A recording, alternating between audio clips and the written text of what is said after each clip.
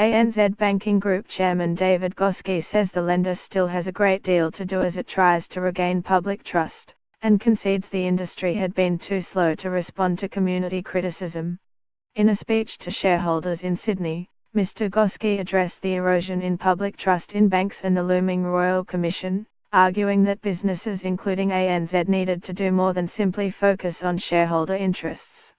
Mr. Gonski, one of the most respected business people in the country, also said he did not underestimate how challenging the Royal Commission, to be led by Kenneth Hay, would be for the banks. ANZ would engage with the judicial inquiry transparently and constructively, he pledged, while still running the business efficiently. Mr. Gonski's speech to shareholders said the erosion of trust in banks was part of a broader change that had also seen confidence in institutions including the media, government and non-government organizations fall to troubling lows.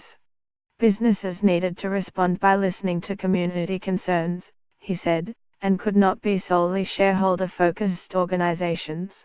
It is clear that in order to rebuild trust, business has to step outside our traditional role as solely shareholder-focused organizations, and work in new ways that also put our customers and our communities at the center of everything we do, Mr. Gonski said. ANZ had this year cut interest rates on some credit cards, clamped down on conflicted remuneration for frontline staff, and matched other banks in removing ATM fees for non-customers, Mr. Gonski noted. It has also established a responsible business committee led by Chief Executive Shane Elliott, and put a greater focus on environmental concerns. Clearly though, we still have a great deal to do, he said. Responding to the government's decision to launch a Royal Commission, Mr. Gonski observed that some believed bank bashing was caused by arrogance by banks. He did not endorse or reject this view, but argued businesses should listen to community concerns. While criticism of banks is not new, in the rapidly changing environment that I have described, we acknowledge our industry has been slower than it should to be more transparent, to listen more to the views of the community and to consistently treat its customers fairly and responsibly, Mr. Gonski said. Some go further and say it is the arrogance of banks that has been the underlying cause of bank bashing in the Australian community. Whether this is true or not, sometimes it is an easy option for business to pitch itself against the community and to lecture people about why they are wrong, he said.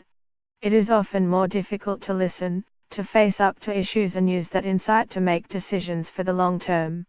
Shareholders questioned Mr. Gonski and Mr. Elliott over a range of issues including climate change and executive pay, but all resolutions passed with support from 97% or shareholders or more. ANZ this year settled with the Australian Securities and Investments Commission over long-running allegations of misconduct in the bank bill swap rate market. As well as the $50 million settlement, Mr. Gonski said the people who ran the BBSW trading in its markets area at the time were no longer with the bank, others had been sacked for breaching its code of conduct, and bonuses had been clawed back.